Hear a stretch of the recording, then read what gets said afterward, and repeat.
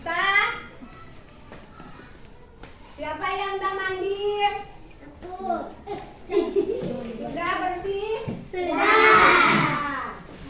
Sekarang kita mengabek absen. Siapa yang udah masuk? Semua masuk. Risma. Hadir. Aidil. Hadir. Senpi. Hadir.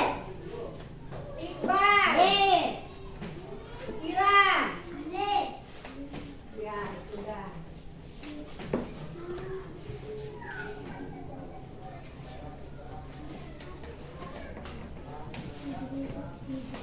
Sekarang kita menyanyikan lagu Garuda Pancasila. Coba anak-anak. Garuda Pancasila, akulah pendukungmu, patriot proklamasi, sedia berkorban untukmu. Pancasila dasar negara, rakyat adil sejahtera.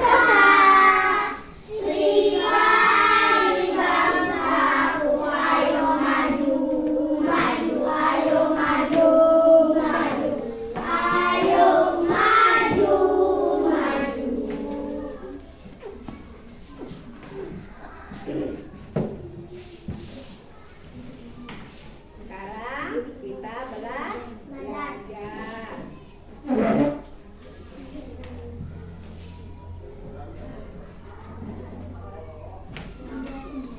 Tujuan pembelajaran kita sekarang tema 8. Pembelajaran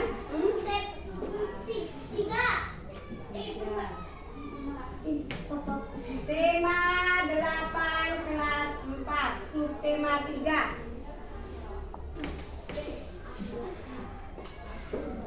Aku bangga dan daerah tempat tinggalku. Lihat ke depan.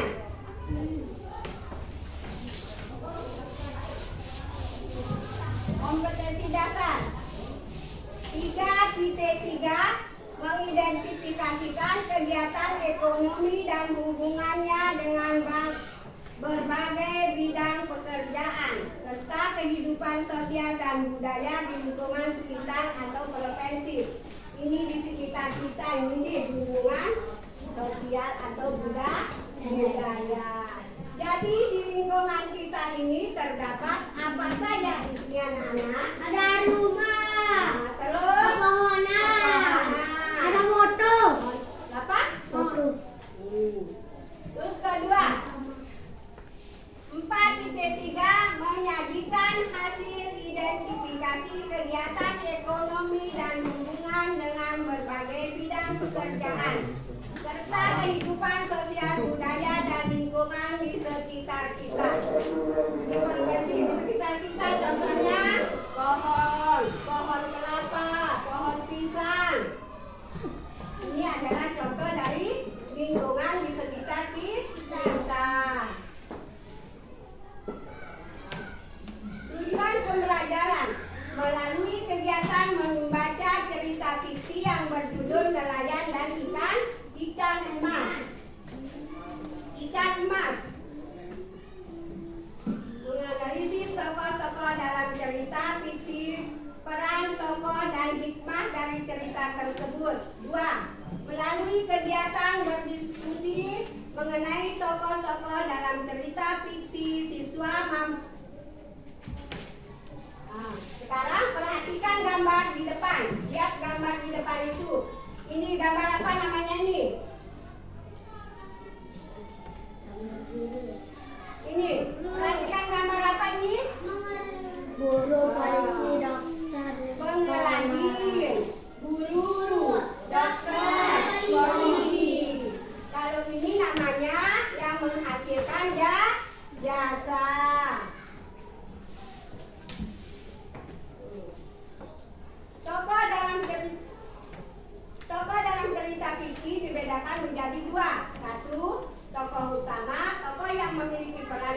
dalam satu cerita. 2. Tokoh tambahan atau pembantu, tokoh yang memiliki peran tidak penting. Pada suatu masa, ada nelayan miskin yang tinggal bersama istrinya di sebuah pulau tepi pantai. Cerita Setiap tersebut hari di dia depan. berburu ikan dengan perahu kecilnya dan kembali dengan membawa ikan untuk makan keluarganya. Meskipun keluarga ini miskin, mereka hidup sangat bahagia. Namun istrinya mengeluh dengan kondisi hidupnya karena Amati cerita tersebut di depannya. Tadi Neta. Nelayan itu sangat sedih, tapi demi istrinya, dia tetap tenang dan berusaha keras mencari ikan setiap hari. Pada suatu hari, akhirnya keberuntungan menghampirinya. Seperti biasa, dia membawa perahunya ke lautan untuk mencari ikan. Dia menunggu seharian tanpa mendapat seekor pun ikan. Tapi dia tetap bertahan. Dan akhirnya dia menangkap seekor ikan emas. Dia sangat senang karena akhirnya bisa membawa pulang ikan untuk makan malam. Betapa besar ikan ini. Akhirnya kami dapat makan malam yang enak. Tiba-tiba, ikan itu mengeluarkan suara yang menyejukkan nelayan itu.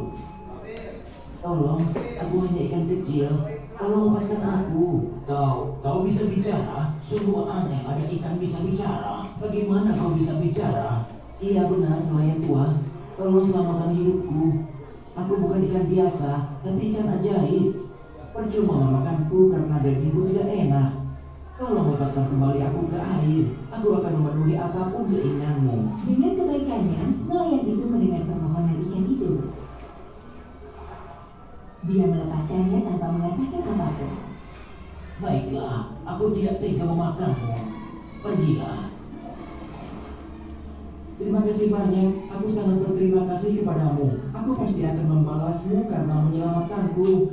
Malam itu, sang nelayan pulang tanpa membawa ikan untuk makan malam. Itu membuat istrinya sangat marah. Kau tidak berguna, bekerja sepanjang hari tanpa membawa pulang apapun. Bagaimana kita bisa makan malam ini? Kemudian sang suami menjelaskan semua cerita tentang ikan emas itu. Setelah mendengar semua cerita itu, istrinya lebih marah dan menyalahkannya. Mudah sekali.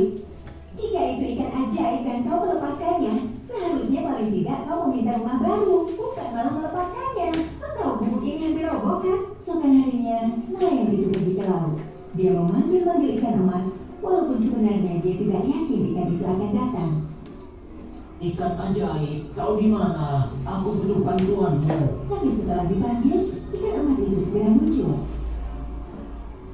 Penyelamatku, apa yang bisa melakukan untukmu? Maaf mengganggumu. Istriku ingin rumah baru. Memang sebenarnya rumahku sekarang hanya sebuah gubuk tua. Tidak masalah, aku bisa membantumu, penyelamatku. Pulanglah, segalanya akan seperti yang istrimu inginkan. Terima kasih banyak. Ketika dia kembali ke rumah, dia sangat kaget dan gembira melihat rumah indah mengganti gubuk tuanya.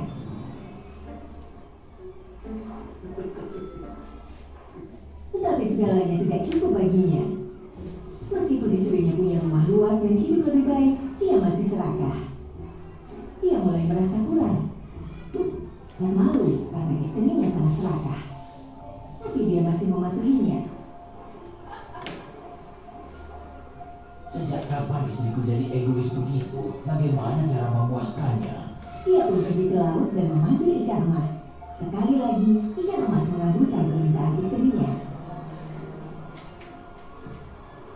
Aku tidak tahu kenapa istriku menjadi serakah. Sekarang dia ingin menjadi ratu di kerajaan ini. Aku tak tahu apa yang harus aku lakukan. Penyelamatku, jangan khawatir. Pulanglah, semuanya akan seperti yang istrimu inginkan. Ya, terima kasih banyak. Aku sama sekali tidak tahu harus bagaimana. Sama-sama, penyelamatku. Kali ini saat dia kembali, dia tidak percaya dengan penglihatannya saat melihat rumah besarnya telah berubah menjadi istana yang megah. Dia memasuki istana. Istrinya sekarang menjadi seorang ratu yang berkuasa dengan banyak pelayan di sekitarnya. Tapi segalanya kembali belum cukup. Menjadi ratu tidak cukup memuaskan istri yang serakah itu. Ketika nelayan itu pulang, istana yang megah telah lenyap. Hanya menyisakan istrinya yang duduk di sisi kubangan babi tua. Pada saat itu, nelayan tua itu menumpahkan usahanya yang lama dipendamnya.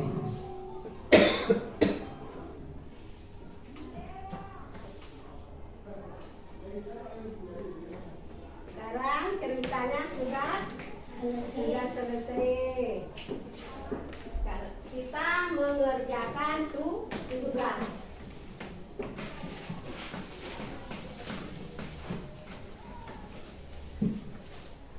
Sudah diamati tadi cerita yang di depan.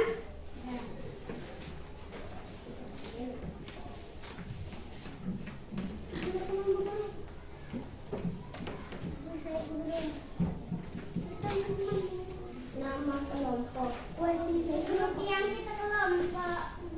Tulis. Ini kelompok 1, kelompok 2. Tulis nama Saya Bu Guru. semua. Tulis namanya semua.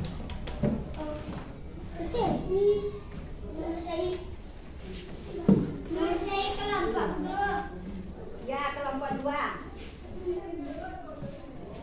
Ini kelompok 1, Aidil kelompok 1 sama Risma kelompok 2. Saya kelompok. Oke. Jelaskan yang dimaksud. 1. Jelaskan yang dimaksud tokoh antagonis. Jelaskan yang dimaksud tokoh utama. Apakah lawan sikap antagonis? 4. Apakah lawan sikap protagonis? 5. Jelaskan yang dimaksud lawan sikap antagonis. Mana antagonis? Guru. Rizwan atau nggak bilang kelompok. Kelompok. Mana ada? Ya, kelompok 2 tuh. Kelompok 2. Ini kelompok 1.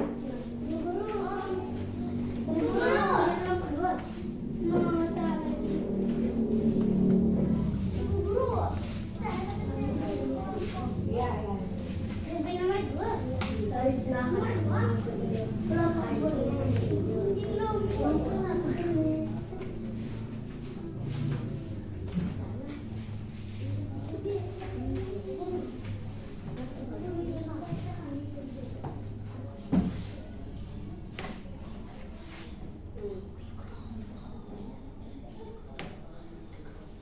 Kelompok 2, kelompok 1, ini kelompok 1, ini kelompok 2. Nah,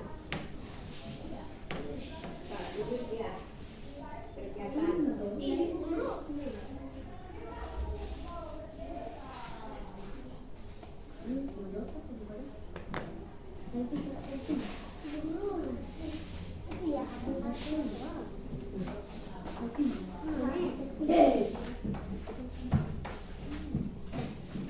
Udah.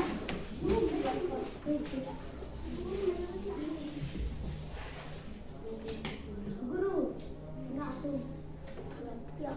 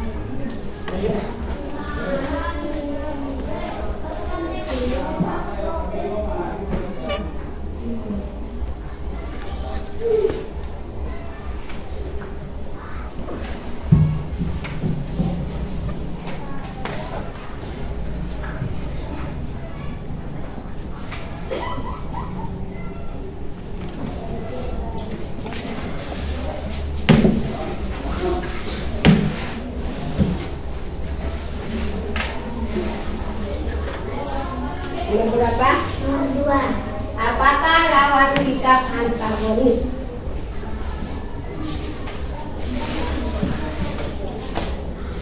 Nomor 2. Jelaskan kondisi.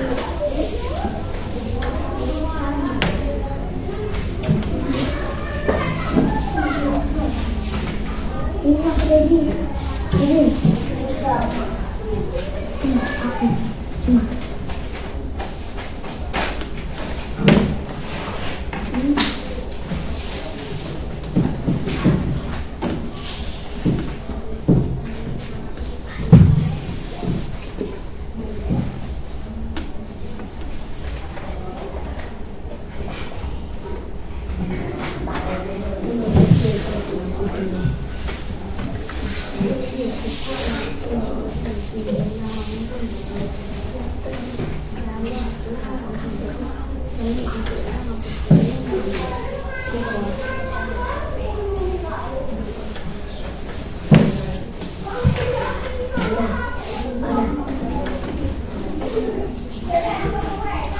Ada kelompok ini.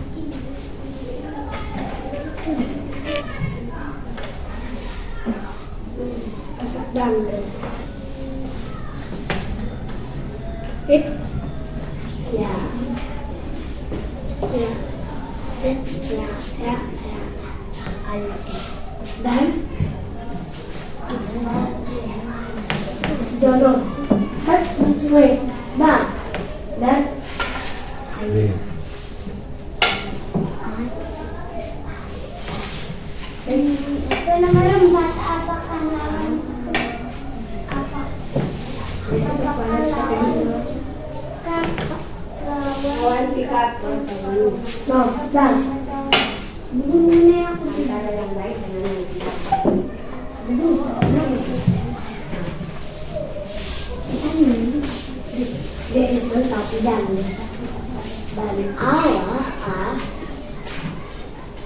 Apa dari keterangan lain, Pak?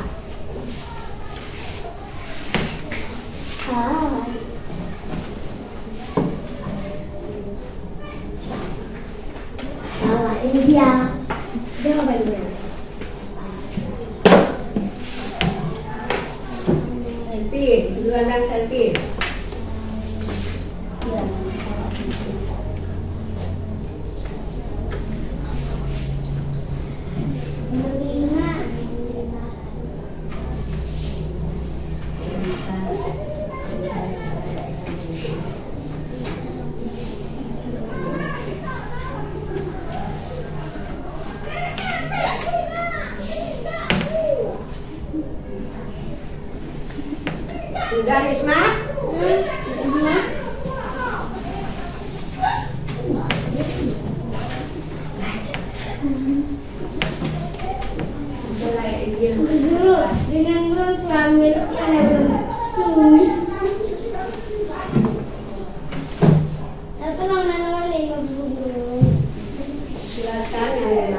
lawan hitam.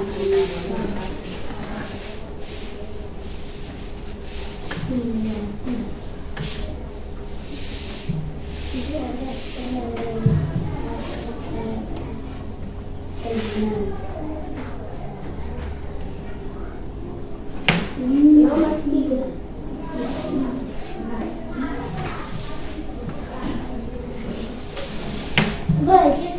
Jelaskan yang dimaksudkan lawan sikap. Lawan sikap. Jelaskan yang dimaksud lawan sikap antara amsuri.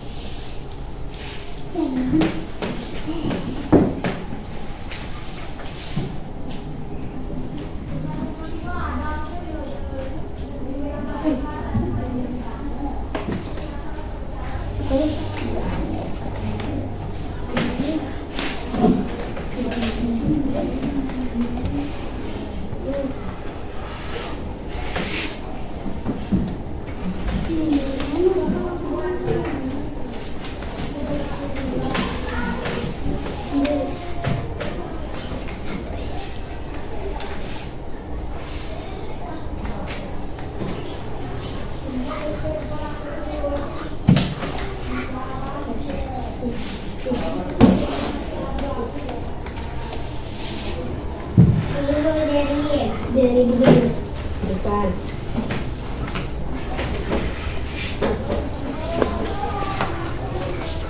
Gimana pian?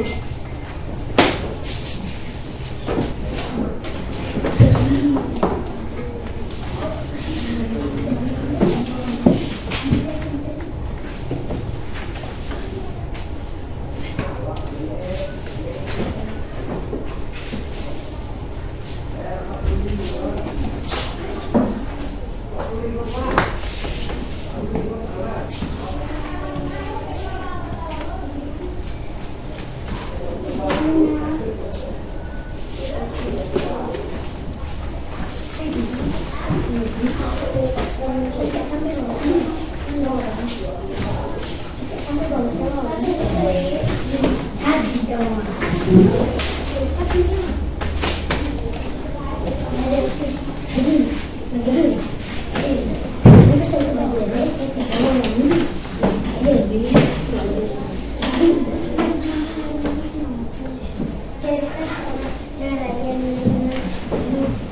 Kasih yang nelayan.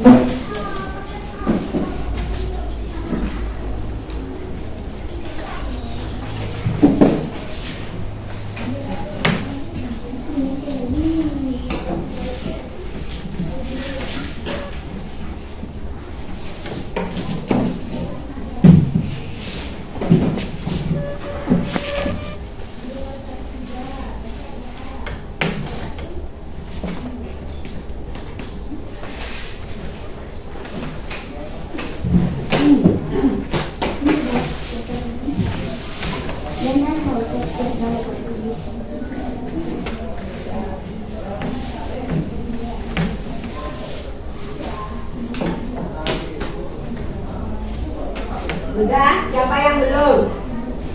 Aira sama Uwo. Udah kecil lagi. Kecil. Itu kalau banyak.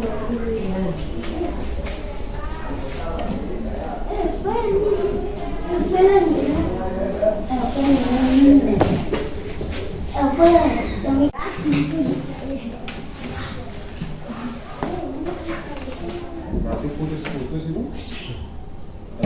Nyambung. Nyambung.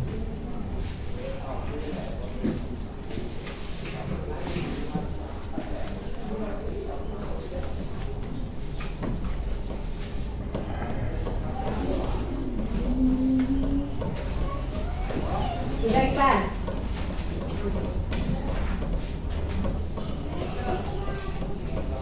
Sekarang sudah dikumpulkan tugasnya.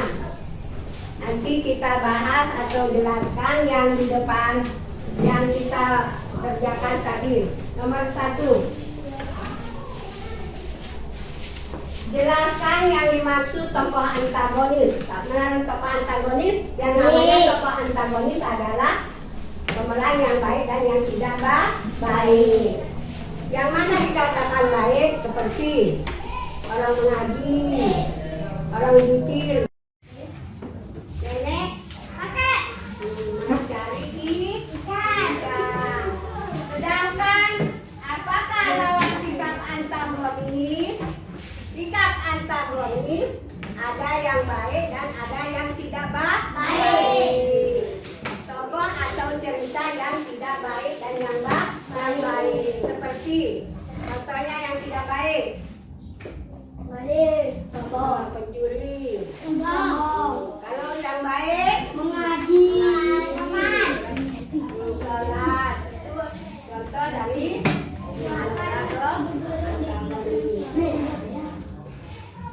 apakah lawan sikap protagonis?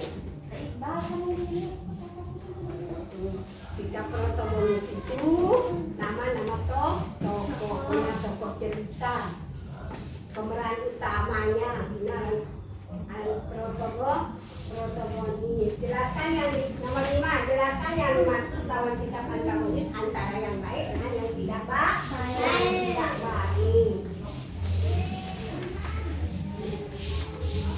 Sudah paham?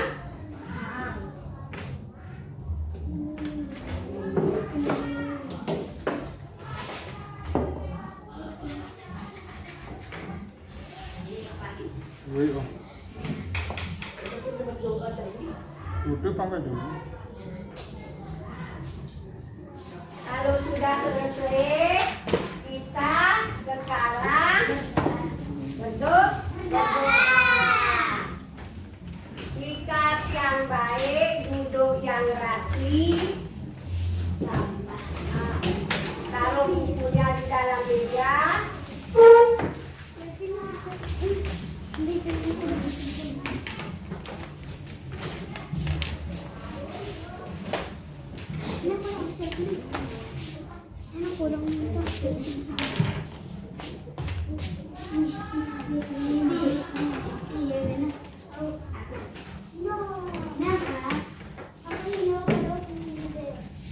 Ketua kelas maju ke depan memimpin doa.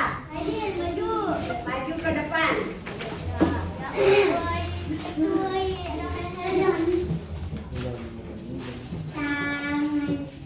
Tangan.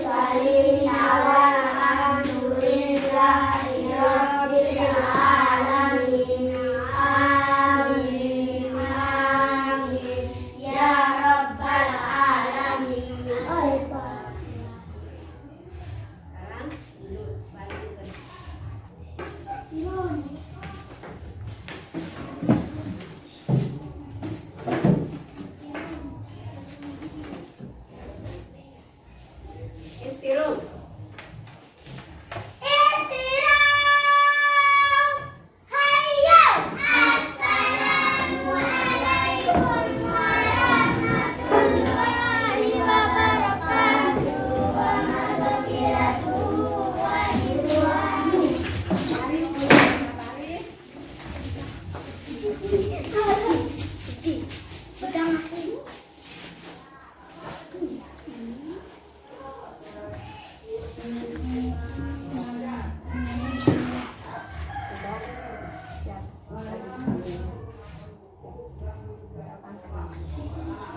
Ya, gerak. Ya, gerak. Ke depan gerak.